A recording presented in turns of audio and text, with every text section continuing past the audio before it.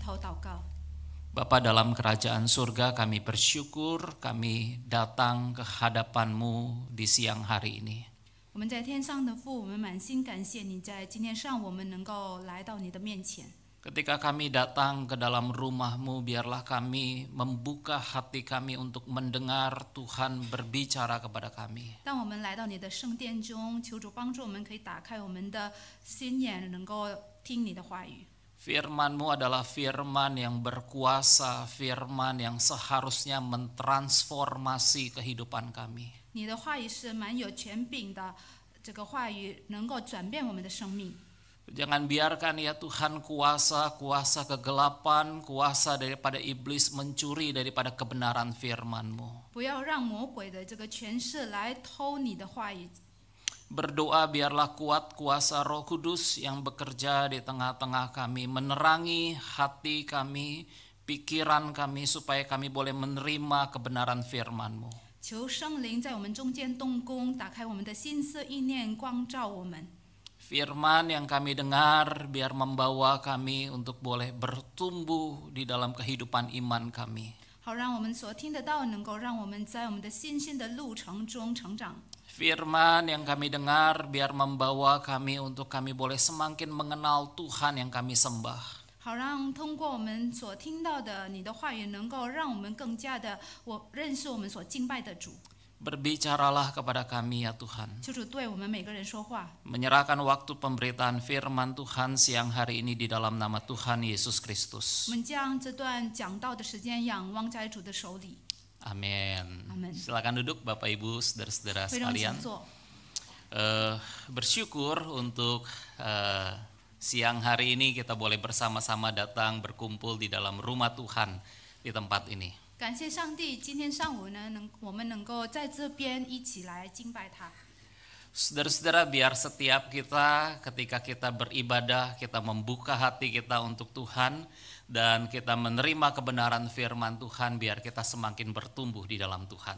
让我们每一个人打开我们的心思意念，来领受上帝的话语。 Saudara-saudara, hari ini kita akan sama-sama membuka Alkitab kita dalam Kejadian pasal yang ke-50. 今天我们将一起打开我们的圣经，取自创世纪第50章。 Kejadian pasal yang ke-50 ayat 15 sampai 21. 创世纪第50章第15到第21节。 Yang bahasa Indonesia, saudara-saudara membaca bergantian bersama-sama dengan saya, nanti yang bahasa Mandarin akan dibacakan oleh penterjemah. 那么大家请跟讲员来一起轮流的读这个印尼文的圣经，然后中文的圣经到时候由我来读。 Kejadian 50 ayat 15 sampai 21. 创世纪第50章第15到第21节。 Ayat 15 saya membaca 16 saudara dan kita bergantian sampai 21. Yusuf menghibur hati saudara-saudaranya. Ketika saudara-saudara Yusuf melihat bahwa ayah mereka telah mati, berkatalah mereka, boleh jadi Yusuf akan mendendam kita dan membalaskan sepenuhnya kepada kita segala kejahatan yang telah kita lakukan kepadanya. Sebab itu mereka menyuruh menyampaikan pesan ini kepada Yusuf. Sebelum ayahmu mati, ia telah berpesan, beginilah harus kamu katakan kepada Yusuf, ampunilah kiranya kesalahan saudara-saudaramu dan dosa mereka, sebab mereka telah berbuat jahat kepadamu. Maka sekarang ampunilah kiranya kesalahan yang dibuat hamba-hamba Allah ayahmu.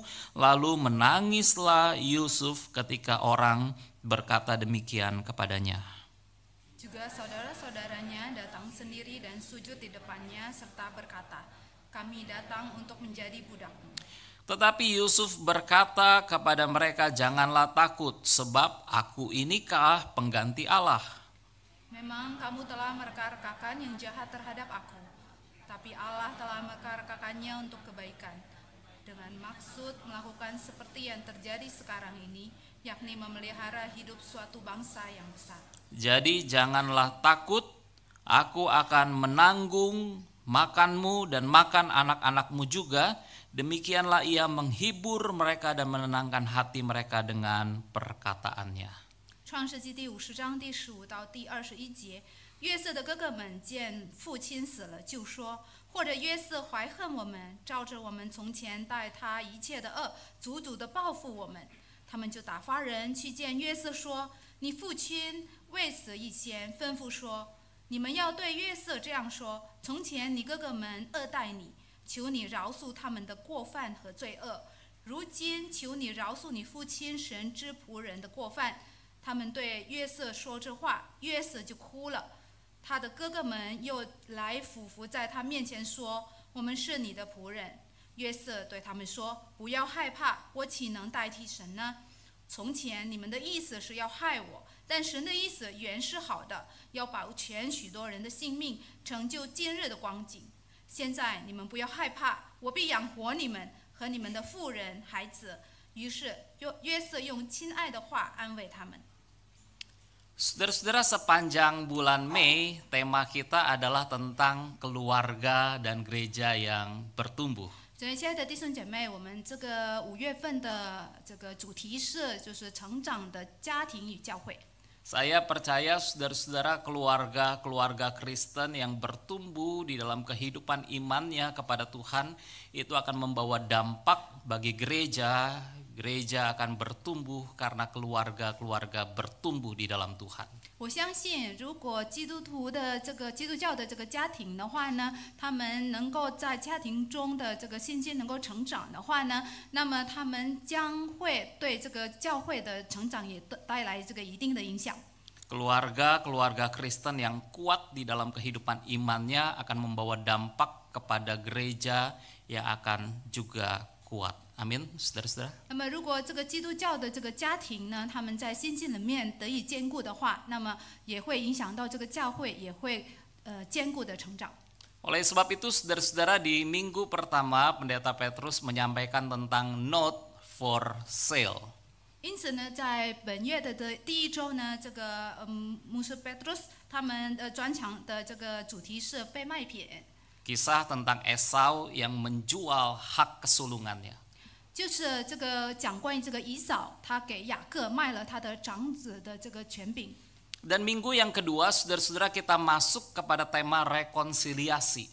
那么第二周呢，我们进入关于这个和解的主题。Kisah tentang Esau dan Yakub yang berseteru, tetapi kemudian mereka berdamai. 那么讲了关于这个以扫和雅各，他们原本是这个有发生很多的冲突，但是后来就和解了。Dan minggu lalu, saudara-saudara, berulang tahun yang ke-20, Pendeta Yohanes Adri menyampaikan tentang berakar dan bertumbuh di dalam Tuhan.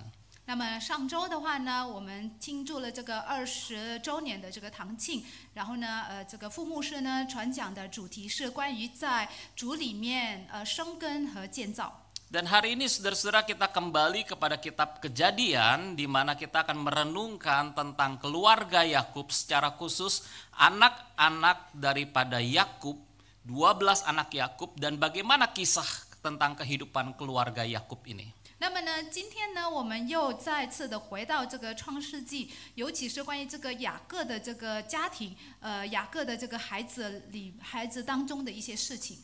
Kita akan melihat tentang kedaulatan Allah dalam kehidupan keluarga Yakub. 那么我们主要看这个神在雅各家庭中的这个主权。Saudara-saudara, setiap kita adalah manusia yang memiliki planning, rencana di sepanjang kehidupan kita. 那么我们作为人类呢，每个人肯定要在我们的生命中有制定了一个计划。Mulai dari bangun pagi, saudara-saudara, kita mulai memiliki planning. Kita mau kebaktian pagi, atau kita mau kebaktian siang, atau kita mau kebaktian sore. 那么从早上起床的话，我们就开始计划了。我们要参加第几堂崇拜会呢？第1堂、第2堂还是第3堂崇拜会呢？ Saudara-saudara, di awal daripada kisah film, daripada Superbook, seorang tokoh yang bernama Chris Quantum, dia memiliki satu rencana yang sempurna di dalam kehidupannya. 那么在这个超级妙妙书里面的1集，在这边讲述了一个主人公叫做 Chris Quantum， 他在那一天给自己制定了一个完美的计划。Atau lebih tepatnya dia coba menyusun satu rencana yang sempurna di dalam kehidupannya. 就是给他生活中制定了一个完美的计划。 Dia menyusun bagaimana membersihkan pakaian dalam sekian detik. 他就开始计划要在几个时间内要收拾他的那个衣服， Sikat gigi kumur dalam sekian detik. 然后这个刷牙漱口呢要几秒钟这样。 Dan dia merencanakan saudara-saudara dia akan pergi dengan ayahnya untuk nonton sepak bola dengan sebuah mobil. Dan dia merencanakan dia akan tiba tepat waktu dan dia menyusun strategi bagaimana dia duduk di tempat yang nyaman. 那么呢，甚至呢，他有计划了，他会与他的爸爸一起坐车呢，去那个看足球场足球比赛，然后呢，要几分钟的路程，然后包括呢，怎么能够坐在哪一排，他都会有一定的计划。 Tapi saudara-saudara Chris Quantum mengalami satu keadaan di mana rencananya berantakan. 但是呢，却发生的事情就是他的一切的计划被打乱了。 Ayahnya yang pergi bersama dengan dia mengendarai sebuah mobil tiba-tiba harus berhenti karena ada kendaraan lain yang mogok. 那么他爸爸跟他一同去开车，然后呢不得不要停下来，因为有看见在对面的有一辆车坏了。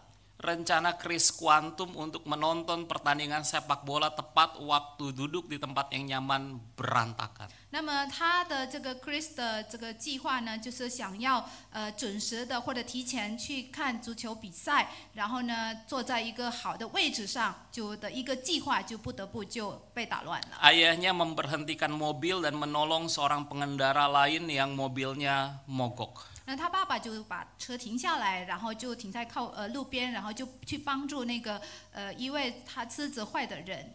Saudara-saudara, pernahkah kita mengalami satu keadaan di mana rencana kita tiba-tiba hancur berantakan? 那我们是否也是曾经遇到过这样的事情？就是我们好好计划的一些计划呢，然后呢不得不要被打乱了。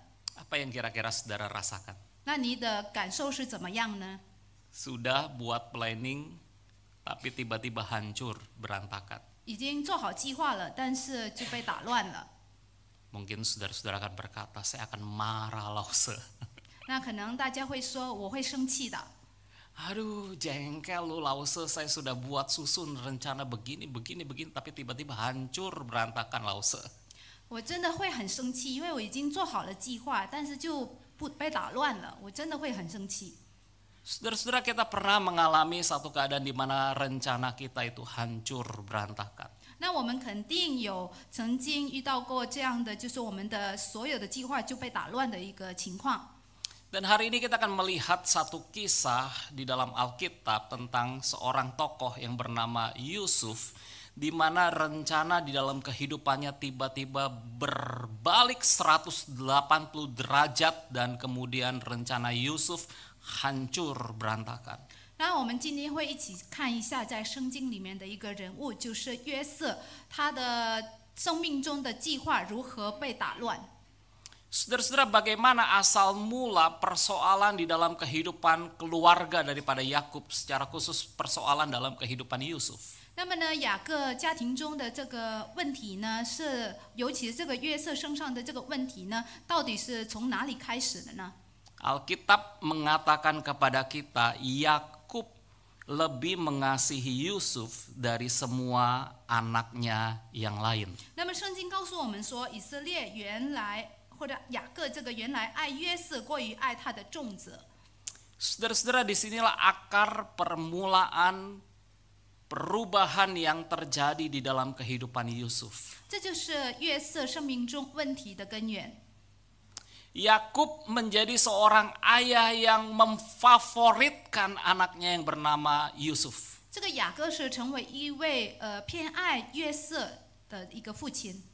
By the way, kalau saudara punya anak dua, pasti saudara akan mengasihi dua-duanya anak saudara, betul? 那如果大家你有2个孩子的话，那么相信大家2个都会爱，是吧？ Atau saudara-saudara punya anak 5, kayaknya udah nggak ada yang punya anak 5.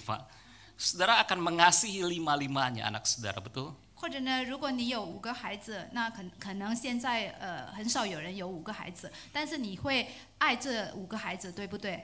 Yakub punya 12 anak, saudara-saudara. 但是雅各的话，他有这个12个孩子， Tapi Yakub hanya mengasihi seorang anaknya yang bernama Yusuf. 但是呢，他就偏偏只爱他其中一个孩子，就是约瑟。 Wow, disinilah saudara-saudara ketika favoritisme ada di tengah-tengah keluarga, persoalan demi persoalan demi persoalan akan muncul di tengah-tengah keluarga ini. 如果这种偏爱偏待的这种现象呢存在在家庭中呢，那么这个问题就会不断的出现。 Kalau kita bertanya kenapa sih Yakub, ya jadi ayah mestinya mengasihi semua anak, kenapa dia harus favoritisme seorang anak doang? 那我们也许会问，这个雅各呢，他应该要爱所有的孩子，为什么偏偏要偏爱一个孩子呢？ Saudara-saudara ingat ayah daripada Yakub, Ishak. Siapa yang dikasihi oleh Ishak? 那大家也要记得，这个雅各的父亲就是以撒，以撒所爱的孩子是谁呢？ Ishak mengasihi Esau. 以撒爱以扫， Tapi istri daripada Ishak, Ribka, mengasihi Yakub. 但是呢，就是以撒的妻子就是利百加，她所爱的是谁呢？她所爱的是雅各。 Wah, ternyata saudara-saudara waktu kita tarik persoalannya ke atas, ternyata dari atas ini persoalan muncul. 那如果我们往前看的话呢，那我们会发现，原来是从这个他父亲的那一代就开始了。 Di tengah-tengah keluarga Ishak ada masalah. 所以这雅各家庭当中就存在问题了。 Ayah mengasihi anak yang lebih tua, ibu mengasihi anak yang lebih kecil. 就是雅各的父亲爱长子，然后雅各的母亲利百加就爱雅各。 Dan persoalan muncul dan kemudian menurun di dalam kehidupan Yakub. 然后问题就出现了，然后就没想到也传承到这个雅各的生命中。 Dia mengasihi Yusuf dan dia tidak mengasihi saudara-saudara daripada Yusuf. 他就是雅各就爱约瑟，没有爱其他的众子。 Apa akibat daripada persoalan ini, saudara-saudara, kita melihat bahwa persoalan ini menyebabkan bencilah saudara Yusuf kepada Yusuf dan tidak mau menyapanya dengan ramah. 那么呢，问题就出现了，就出现在于这个雅各的弟兄们就恨就是约瑟的弟兄们就恨约瑟，不与他说和睦的话。 Saudara-saudara Yusuf mereka benci, jengkel, marah bukan hanya kepada ayah mereka tapi juga kepada Yusuf. 那么他们对这个不只是对雅各，但是也是对约瑟呢抱有不满的情绪，然后也恨这个约瑟。 Kalau saudara dibedakan dengan Koko, dengan Cici, gimana kira-kira perasaan saudara? 那若你们自己的话呢，如果父母呢对你们就是对你们的对待呢跟姐姐或者哥哥不同的话，你们会有什么感受呢？ Kita akan bilang kan, gimana sih papa? Kok lebih sayang sama Cece, sama Koko? Aku nggak disayang. 也许大家会说，爸爸你怎么了？为什么你偏爱这个姐姐和哥哥，为什么不爱我呢？ Saudara-saudara, kebencian itu menjadi satu benih yang merusak di dalam kehidupan keluarga Yakub. 所以呢，这个怀恨呢，在雅各的家庭中是成为一个损坏的一个种子。 Dan dikatakan juga saudara-saudara bahwa saudara-saudara Yusuf itu tidak menyapa Yusuf dengan ramah. 然后在这边也说，这个约瑟的这个弟兄们呢，不与他说和睦的话。 Dengan kata lain, saudara-saudara, mereka ngomongnya kasar kepada Yusuf. 也就是说，他们就是对约瑟呢很粗暴。 Misalkan saudara-saudara, ini hanya contoh imajinatif saudara-saudara. 比方说，我们这样想象一下， Yusuf bertanya kepada kakak-kakaknya, Kak, besok mau kemana sih kalian mengembalakan kambing domba? 然后比方说这个约瑟呢问他的哥哥们说，哥哥们，你们要去哪里放羊呢？ Kira-kira gimana saudara-saudara jawaban daripada kakak Yusuf? 那么呢，这个约瑟的哥哥们大概会怎么回答呢？ Oh, besok kita akan ke Dotan. 我们明天就会去多丹， Oh, besok kita akan pergi ke daerah ini. 或者我们会去这个地方。 Enggak, saudara-saudara. 不会这样回答的。 Mereka diamin. 他们就不回答， Mereka cuekin, saudara. 我们就不在乎， Mereka nggak mau ngomong sama Yusuf. 我们就不要跟这个约瑟说话， Mereka biarin. 他们就不要在乎这个约瑟。 Saudara-saudara, ini benih kebencian yang merusak dalam hubungan Yusuf dengan saudara-saudaranya. 这就是怀恨的种子，将会破坏这个约瑟和他的哥哥们的这个关系。 Dan apa yang selanjutnya saudara-saudaranya lakukan kepada Yusuf? 那么接下来他哥哥们对约瑟做了什么事呢？ Saudara-saudara, pada waktu itu saudara-saudaranya berniat untuk membunuh Yusuf. 那么一开始呢，他的哥哥们想要杀害这个约瑟。 Dan by the way, saudara-saudara, di dalam kedaulatan Tuhan, Yusuf tidak jadi dibunuh. 但是呢，在上帝的主权中，这个约瑟不曾被杀害。 Ruben mengusulkan untuk melemparkan Yusuf ke dalam sumur. 那么这个流便呢，就建议说把这个约瑟呢扔到坑里。 Dan Ruben merencanakan untuk menarik Yusuf keluar dari sumur dan menyelamatkan Yusuf. 那么流便计划中就是想要救这个雅各。 By the way, saudara-saudara, di dalam kedaulatan Tuhan, tiba-tiba Yehuda mengusulkan, mari kita jual dia kepada orang Ismail itu. 但是在上帝的主权中，这个犹大就突然出个一个主意说，那我们把他卖给以斯玛利人吧。 Dan Yusuf dijual kepada orang Ismail menjadi budak. 那么约瑟就被卖到这个以实玛利人作为奴隶。 Saudara-saudara, saya melihat kehidupan Yusuf berputar 180 derajat. 那么我们可以看到这个约瑟的生命着完全的改变。 Dari seorang anak yang menjadi pangeran di dalam keluarga Yakub, 从一个在雅各家中的一个王子， tiba-tiba dia harus menjadi budak. 然后突然间就变成一个奴隶。 Dari seorang anak yang disayang oleh orang tuanya, tiba-tiba harus dijual oleh saudara-saudaranya. 从受过这个恩待的一个孩子呢，然后要被卖给别人的孩子。 Di sini kita melihat perbuatan jahat daripada saudara-saudara Yusuf kepada Yusuf. 在这边我们可以看到，这个约瑟的哥哥们怎么恶待这个约瑟。 Evil terjadi di tengah-tengah keluarga Yakub. 在雅各的家庭中就出现了这个邪恶。 Saudara-saudara, bagaimana kita meresponi evil, perbuatan jahat yang terjadi di dalam kehidupan kita?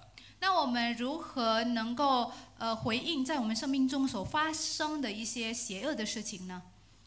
Seorang teolog yang bernama A.W. Pink, saudara-saudara, dia mengatakan, berikut ini adalah perbedaan mendasar antara orang yang beriman dan orang yang tidak beriman. 一位神学家阿多维宾他这样说：以下是信徒和非信徒的最根本的区别。 Orang tidak beriman melihatnya dari dunia. 那么这个非信徒或者不信主的人是从世界的眼光来看待世界， Memandang hidup dari sudut pandang dunia. 用世俗的这个眼光来 Menimbang 看到这个一切， Menimbang segala sesuatu dengan timbangan yang dibuatnya sendiri. 用自己的天平来衡量一切。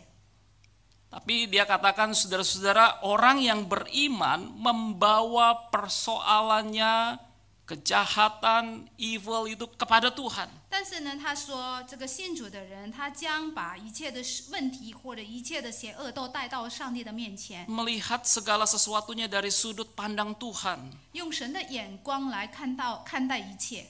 Menilai nilai-nilai dengan standar rohani. 这个用属灵的标准来评价一切， Dan memandang hidup dalam terang kekekalan. 那么用永恒的眼光来看待生活。 Dengan ini ia menerima apapun yang datang seolah-olah dari tangan Tuhan. 那么通过这样的话，他就接受了仿佛来自上帝手中的一切。 Dengan melakukan ini hatinya tenang di tengah badai. 那么通过这样做呢，他能够在这个风暴中能够平静下来。 Dengan melakukan ini ia bersuka cita dalam pengharapan akan kemuliaan Tuhan. 那么通过这样做，他因盼望上帝的荣耀而喜乐。 Saudara-saudara, orang-orang yang tidak beriman ketika menghadapi yang namanya evil, mereka akan berkata dari sudut pandang dunia, Tuhan itu jahat. 如果一个不信主的人看到这个邪恶，他就会用世界的眼光来看到，然后就会说上帝是恶的。Saudara-saudara, bisa seorang ibu yang kehilangan anaknya, saudara-saudara berkata Tuhan jahat.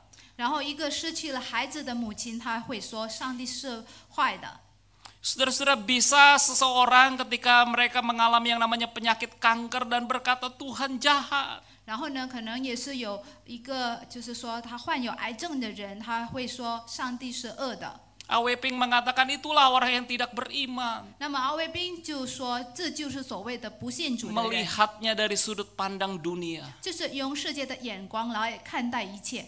Tapi orang beriman seharusnya melihat setiap peristiwa yang terjadi dalam hidupnya dalam rangka kedaulatan Allah. 但是一个信主的人，他应该是用这个上帝主权的这个角度来看待一切在他生命中所发生的一切事情。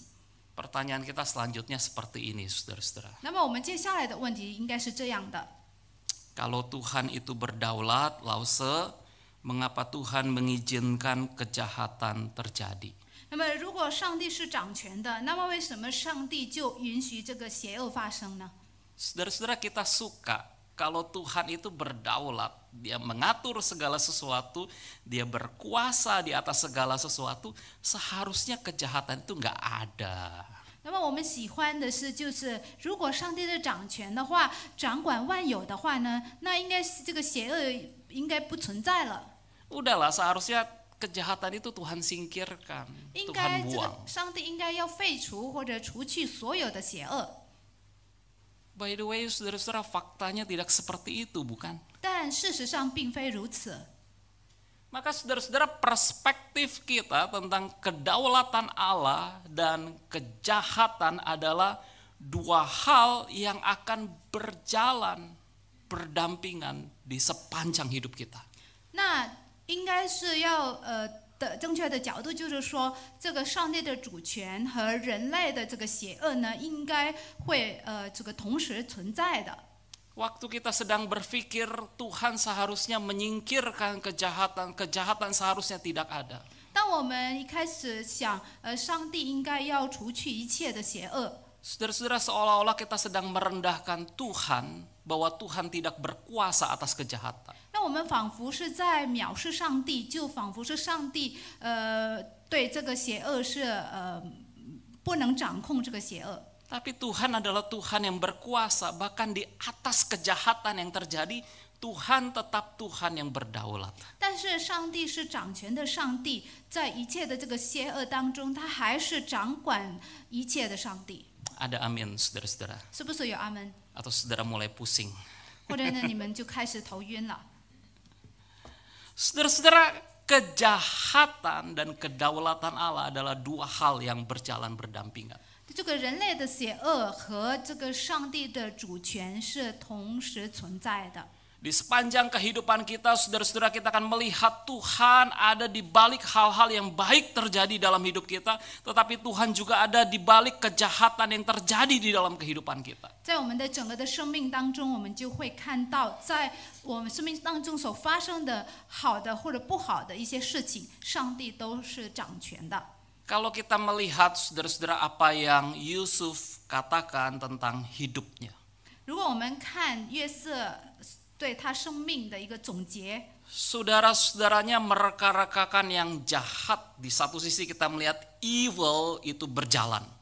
他说他的哥哥们的意思要害他，那我们就可以看到这个邪恶在其中动工。 Tetapi Allah mereka-rekakan untuk kebaikan. Di satu sisi kedaulatan Allah bekerja mendatangkan kebaikan dalam kehidupan Yusuf. 但是他说神的意思原是好的，我们可以看到神的主权在约瑟的生命中是好的。 Jadi saudara-saudara, ini adalah dua hal yang berjalan berdampingan. 所以呢，我们可以看到这两件事都是同时存在的。 Nah, pada waktu kita coba merenungkan tentang kedaulatan Allah, apa aplikasi daripada kedaulatan Allah di dalam kehidupan kita? 当我们开始思想关于上帝的主权，那在我们的这个生活当中的这个实际的应用是如何呢？ Apa saudara-saudara aplikasi daripada ayat ini di dalam kehidupan kita? Manusia mereka-rekakan yang jahat, tetapi Allah mereka-rekakan untuk kebaikan. 那么这一段经文呢，就是人的意思是要害我们的，但是神的意思原是好的。那这个呢，这个经文呢，我们如何能够应用到我们的生活当中呢？ Yang pertama, saudara-saudara, ini poin yang kita akan pelajari. Kita akan membaca poin ini bersama-sama. 1, 2, 3. Pemahaman akan kedaulatan Allah membawa kita mengampuni orang lain. Amin, saudara-saudara. 第一点就是我们要一起学习的一点，就是对神主权的理解，这样让我们能够饶恕他人。 Saudara-saudara, pemahaman kita akan kedaulatan Tuhan, kita melihat segala yang peristiwa yang terjadi, itu ada dalam kedaulatan Tuhan. 我们对上帝主权的理解，就是说我们能够在发生的一切的事上，我们能够看到上帝在掌权。 Dan seharusnya kita punya hati melakukan kehendak Tuhan, mengampuni orang lain. 那这样的话，我们就会有心能够饶恕别人。 Saudara-saudara, coba kita melihat apa yang Yusuf lakukan kepada saudara-saudaranya. 那我们一起来看一下约瑟对他的哥哥们所做的事。 Di umur 17 tahun, Yusuf dibuli, dijual, diperlakukan jahat oleh saudara-saudaranya. 那么在约瑟17岁的时候，他就受他哥哥们的恶待，然后也被卖到埃及那边去。 Tetapi saudara-saudara, ketika berumur 30 tahun, Yusuf menjadi penguasa di Mesir. Yusuf menjadi tangan kanan daripada Firaun, satu orang yang begitu powerful, berkuasa, punya otoritas, kekuasaan, jabatan. 那么呢，但是呢，在约瑟30岁的时候，他就成为了这个埃及法老。 这个跟他一同来掌权，他就拥有一定的权势，还有职位、地位、身份地位。 Sekarang apa yang Yusuf mau lakukan kepada saudara-saudaranya? 那么现在约瑟要对他的弟兄们做什么呢？ Dengan mata kepala sendiri, saudara-saudara, Yusuf melihat saudara-saudaranya sedang mengantri untuk mendapatkan makanan. 那么呢，约瑟他亲眼看见了他的哥哥们正在排队要买粮食。 Saudara-saudara, saya membayangkan memori yang sudah hilang beberapa tahun lamanya tiba-tiba muncul kembali dalam satu memori yang pahit. 我想象他这个约瑟当时的情况，就是说，可能他早已快要忘掉的一些事件呢，然后现在就重新浮现在他的脑子里面。 Ini saudara-saudaraku yang telah menjual aku. 这就是我当时卖我的那些弟兄们、哥哥们。 Ini saudara-saudaraku yang jahat. 这就是恶待我的哥哥们。 Saudara-saudara, apa yang Yusuf sekarang akan lakukan? 那现在约瑟要做什么呢？ Kita melihat saudara-saudara di dalam Kejadian pasal yang ke-45. 我们一起看一下创世纪第45章。 Di sini saudara-saudara kita mendapati Yusuf membuka dirinya, memperkenalkan dirinya karena Yusuf sudah menjadi seorang penguasa yang tidak dikenal oleh saudara-saudaranya, tetapi Yusuf kemudian membuka dirinya, memperkenalkan dirinya kepada saudara-saudaranya. 因为这个约瑟已经成为了这个埃及的宰相，然后大家都没办法认出他，那他反而是和他的这个兄弟相认。 Dan dikatakan di dalam Alkitab, Yusuf menangis keras-keras. 那么圣经记载说，约瑟就放声大哭。 Ada di antara saudara-saudara yang bisa mengekspresikan kira-kira gimana tangisan Yusuf, saudara-saudara? 那么大家可以想象一下，这个约瑟的这个放声大哭是什么样子呢？ Dia nangis keras-keras. 他就放声大哭。 Saya menggambarkan saudara-saudara ini seperti satu pelepasan yang terjadi di dalam kehidupan Yusuf. 就好像是在他生命中的一个解脱了。 Pelepasan daripada kebencian, pelepasan daripada dendam, pelepasan daripada rasa sakit hati. 他就好像是在释放了他的这个仇恨，他的痛苦。 Dan Yusuf berkata kepada saudara-saudaranya, marilah dekat-dekat. 然后约瑟就对他的弟兄们说：“请你们近前来。” Saudara-saudaranya melihat Yusuf bukan lagi sebagai monster yang menakutkan, tetapi dia adalah seorang adik yang penuh dengan kasih. 那么哥哥们就不再看约瑟是一个就是非常可怕的一个恶魔，然后他就看见他就是他们的弟弟约瑟。 Dan kalau kita bertanya, saudara-saudara, kenapa Yusuf mau mengampuni saudara-saudaranya? 然后也许我们也会问，为什么约瑟他要饶恕他的哥哥们呢？ Karena saudara-saudara di ayat yang kelima dikatakan di situ Allah menyuruh Yusuf untuk mendahului saudara-saudaranya ke Mesir. 因为我们可以看到，在第5节里面这样说，就是神差约瑟在他哥哥以先来。 Yusuf tahu hidupnya ada dalam kedaulatan Allah. 那么约瑟他知道他生命是在主的掌管之中。 Dan apa yang diperbuat saudara-saudara yang menjual dia ke Mesir. 就是他哥哥们所做的，就是把他卖到埃及去。 Dia jadi budak di Mesir. 他在埃及做奴隶。 Dia masuk ke dalam penjara karena difitnah oleh istri Potifar. 因为这个波提乏的妻子，说他的坏话，然后呢，他就不得不被关进监牢里。 Dia menafsirkan juru minuman dan juru roti. 他给这个法老的两个这个臣，就是给他们解梦。 Dia bertemu dengan Firaun dan kemudian Firaun mengangkat dia menjadi penguasa di Mesir. 还有就遇见了这个法老，然后法老就把他提升为这个埃及的宰相。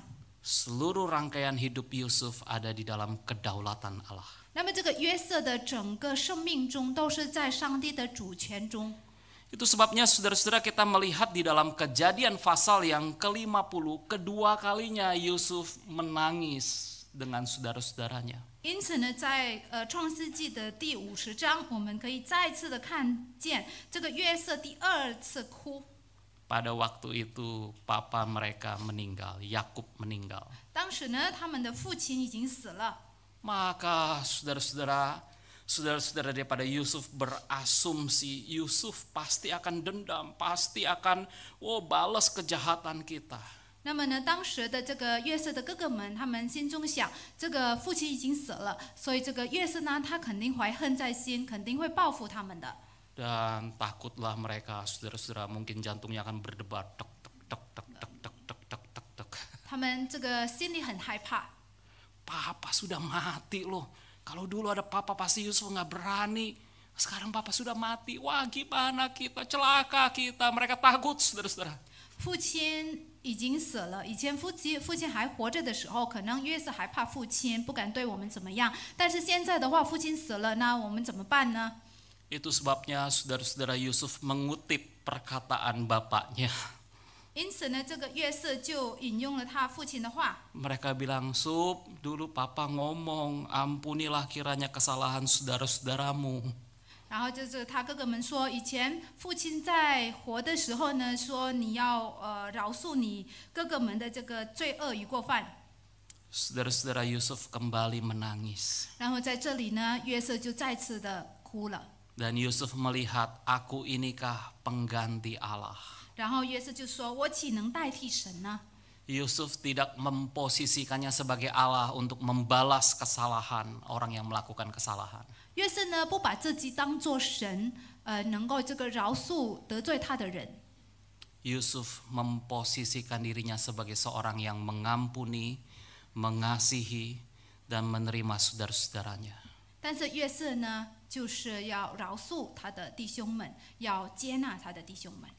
Saudara-saudara, seorang teolog yang bernama D.A. Carson, dia mengatakan kalimat seperti ini. 那么一位神学家名叫 D.A. Carson， 他这样说。 Dalam Alkitab, kedaulatan penuh Tuhan tidak mengurangi tanggung jawab manusia. 那么在圣经中，上帝完全的主权呢，没有减少人类的责任。 Sebaliknya manusia adalah agen moral yang memilih percaya taat atau tidak percaya dan tidak taat. 相反是，人是有道德责任的代理人，可以选择相信顺服，也可以选择不相信不顺服。Yusuf melihat hidupnya di dalam kedaulatan Allah, tetapi Yusuf juga melihat hidupnya sebagai agen moral daripada Allah. 那么约瑟呢，看见他生命是在上帝的主权中，但是同时他也看见了自己是这个道德责任的代理人。 Untuk dendam, membalas kejahatan dengan kejahatan, atau mengampuni dan mengasihi saudara-saudaranya. 要以恶报恶呢，还是要继续爱他的弟兄们呢？ Dan Yusuf menjadi agen moral Allah yang mengampuni saudara-saudaranya. 但是呢，约瑟就选择了做一个上帝的这个道德代理人，他就饶恕了他的哥哥们。 Saudara-saudara, seorang yang bernama Aziz Tyler Merton. 那么有一个名叫这个阿奇戴勒莫顿。 Saudara-saudara, Aziz Tyler adalah seorang anak yang dibesarkan dari seorang ibu yang dihamili oleh seorang laki-laki yang tidak tahu siapa laki-laki tersebut. 那么这个艾奇呢，他的母亲是被强奸了，然后就怀上他了， Karena ibunya diperkosa 因为他母亲是被强奸， dan dia lahir. 然后他就出生了。 Dan ibunya miskin dan kemudian ibunya melahirkan dia. 他的母亲是非常贫穷，然后也将他出生。 Oh, saudara-saudara, sepanjang kehidupan Aziz Tyler penuh dengan penderitaan.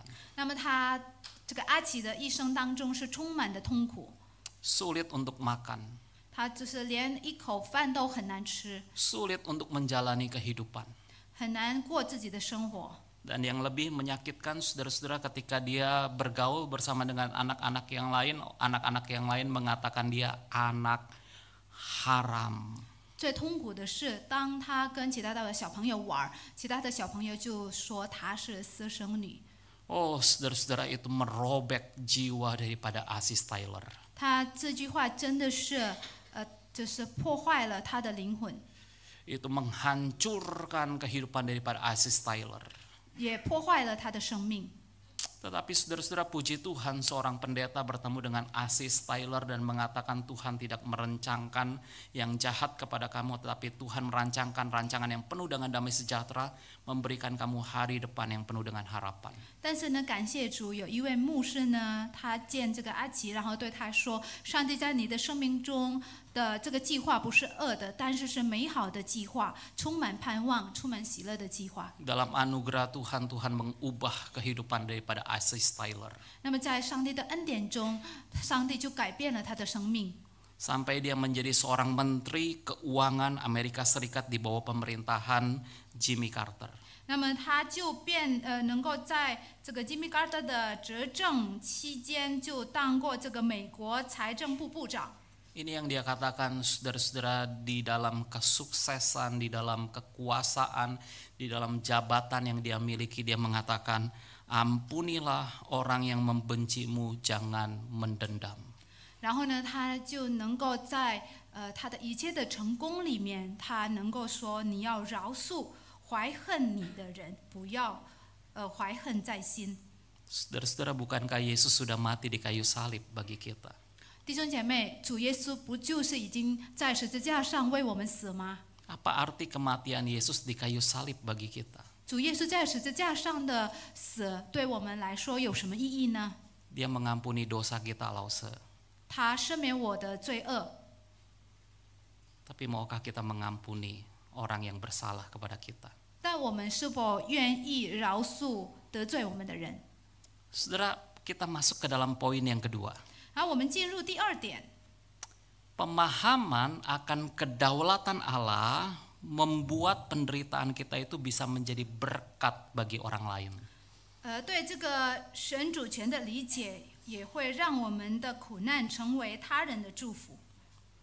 Saudara-saudara, setiap penderitaan yang Tuhan izinkan itu adalah dalam rencana Tuhan, dalam kedaulatan Tuhan. Dia ingin pakai penderitaan kita untuk kita bisa menjadi berkat bagi orang lain. 我们在生命中所发生的一切的苦难，都是在上帝的主权之中。然后呢，上帝想要使用这些苦难来成为他人的祝福。 Saudara-saudara, ini yang Yusuf katakan di dalam Kejadian 50 ayat yang ke-20. Memang kamu telah mereka-rekakan yang jahat terhadap aku. 这就是约瑟在创世纪第50章第20节所说的：“你们的意思要害我。” Saudara-saudaranya melakukan kejahatan kepada Yusuf. 就是他的哥哥们就是恶待约瑟。 Tetapi Allah mereka-rekakan yang baik, Allah punya rencana yang baik dalam kehidupan Yusuf. 但是呢，神的意思原是好的，神在约瑟的生命中有美好的计划。 Tetapi saudara-saudara coba renungkan ini kebaikan yang Yusuf terima dari Allah. Dia tidak gunakan untuk menindas, menghancurkan saudara-saudaranya. 那大家可以思想一下，这个约瑟从上帝那边领受的一切的美善，那么他没有用它来恶待或者报复他的哥哥们。 Tapi kebaikan yang Yusuf terima dari Tuhan itu Yusuf gunakan untuk menjadi berkat bagi saudara-saudaranya. 约瑟呢，他反而用从上帝而来的，他领受的一切的美善呢，成为他哥哥们的祝福。 Itu sebabnya Yusuf berkata, kamu melakukan yang jahat terhadap aku, tapi Allah melakukan yang baik dengan maksud melakukan seperti yang terjadi sekarang ini, yakni memelihara hidup suatu bangsa yang besar. 因此呢，约瑟就可以这样说：从前你们的意思是要害我，但神的意思原是好的，要保全许多人的性命，成就今日的光景。 Ada maksud Tuhan di balik kejahatan yang dilakukan saudara-saudara Yusuf. 在这个约瑟哥哥们的这个一切的这个行为当中，坏行为当中，上帝他的背后有上帝的计划目的。 Tuhan ingin pakai Yusuf menjadi berkat buat saudara-saudaranya. 那么呢，上帝想要使用约瑟成为他哥哥们的祝福。 Tuhan ingin pakai Yusuf memberkati keturunan Yakub. 那么呢，上帝使用约瑟来成为这个雅各后裔的祝福， Memelihara kehidupan bangsa Israel. 要保全这个以色列人的性命。 Saudara-saudara, ini yang dikatakan dalam satu komentari tentang Yusuf di dalam Kejadian 50 ayat yang ke-20. 这就是在这个针对创世纪第50章第20节的一个评语里面是这样说的： Jika Yusuf tidak pernah menjadi perdana menteri, 若这个约瑟不曾做宰相， dia tidak akan pernah secara bijaksana mempersiapkan diri menghadapi bencana kelaparan yang mengerikan yang terjadi di seluruh negeri pada waktu itu. 他就不可能为即将到来的这个就是整个全国的这个可怕的饥荒做好明智的准备了。 Jika keluarga Yusuf tidak datang ke Mesir dan Yusuf menolong mereka, mereka akan mati. 那么如果这个约瑟的这个大家庭没有来到这个埃及的话呢，他们全家就会因为这个饥荒而灭亡。 Tapi dengan datangnya keluarga Yakub, anak-anak daripada Yakub ke Mesir, mereka boleh diselamatkan. 但是呢，因为这个雅各的众子来到埃及，然后他们就得以拯救。 Saudara-saudara, kita melihat rangkaian hidup Yusuf ada di dalam kedaulatan Tuhan. 所以呢，我们可以看到约瑟的整个的生命都是在上帝的主权之中。 Dan Tuhan pakai hidup Yusuf menjadi berkat bagi keluarganya, bagi satu bangsa yang besar. 然后呢，上帝也使用约瑟的生命来成为他家庭和这个以色列民族的祝福。 Saudara-saudara, kadang-kadang kita bergumul, Tuhan kenapa Tuhan izinkan sakit penyakit yang begitu berat menimpa hidup saya. 那么我们有很多时候也为很多事情挣扎，比方说是为疾病，为什么上帝你允许这么大的疾病来让我患有这样的一个疾病呢？ Seperti Johnny Erickson Tada yang lumpuh saudara-saudara dari batang leher sampai ke kakinya. 那么就像这个一位名叫 Johnny Erickson Tada， 他就从他的那个颈下这个下体这边就是瘫痪了。 Tetapi hidupnya dipakai Tuhan ketika ada seorang anak yang duduk di kursi roda yang tidak bisa menggerakkan kakinya dan dia ingin bunuh diri. 但是上帝使用他的生命，当他遇见了一个坐在轮椅上的这个小孩子，因为当时的那个小孩子想要自杀。 Dan ketika Johnny Erickson Tada berbicara kepada anak itu dan anak itu tidak jadi bunuh diri. 然后这个 Johnny 就对这个孩子说，然后这个孩子就不曾自杀了。 Karena Johnny Erickson Tada tahu bagaimana berbicara kepada orang-orang yang menderita. 因为他知道如何要受苦，对这个受苦的人说话。 Saudara-saudara, setiap hal yang terjadi dalam hidup kita ada dalam kedaulatan Tuhan dan Tuhan ingin pakai hidup kita menjadi berkat. 那么我们生命中所发生的一切事情都是在上帝的掌控之中，然后上帝也要使用我们的生命来成为他人的祝福。 Hari ini kita merenungkan tentang kedaulatan Allah dalam keluarga. 那么今天呢，我们思想上帝在家庭中的主权。 Hal yang pertama, saudara-saudara, pemahaman kita akan kedaulatan Allah membawa kita untuk mengampuni orang lain. 第一点就是说，如果我们明白上帝的这个主权的话呢，我们将会饶恕他人。 Yang kedua, pemahaman kita akan kedaulatan Allah seharusnya membuat kita melihat penderitaan kita akan menjadi berkat melayani orang lain. 那么第二点的话呢，就是说，如果我们对这个上帝主权的理解，会让我们能够看待我们的这个苦难，我们的苦难是能够成为他人的祝福。 Melayani keluarga kita yang membutuhkan kekuatan. 我们能够服侍需要这个力量的家属。 Saudara-saudara, saya ingin menutupnya dengan sebuah lagu yang mengatakan seperti ini.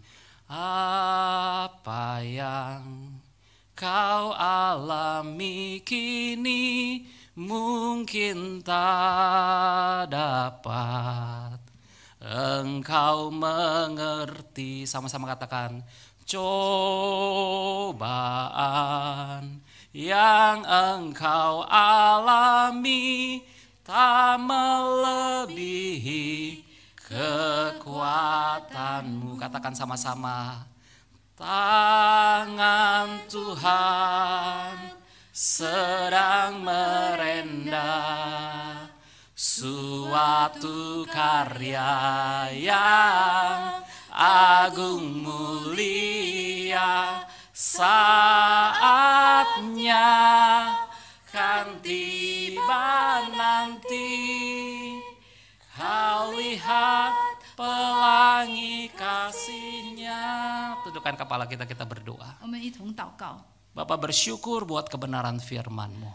我们在天上的父，我们感谢你的话语， Berkati jemaat-jemaat-Mu di tempat ini. 求主赐福你在这边的弟兄姐妹， Kuatkan iman jemaat-jemaat-Mu. 求主坚固他们的信心， Teguhkan iman setiap kami. 坚固我们每一个人的信心。 Biar kebenaran firman Tuhan yang hari ini berbicara di dalam kehidupan setiap kami, mengubahkan kami, membawa kami bertumbuh di dalam Tuhan. 好，让我们今天所聆听的你的话语，能够坚固我们，能够在我们的生命中动工，带来改变。 Kami berdoa bersyukur dalam nama Tuhan Yesus Kristus. 我们祷告，感谢是奉靠主耶稣的名， Amin. 阿门。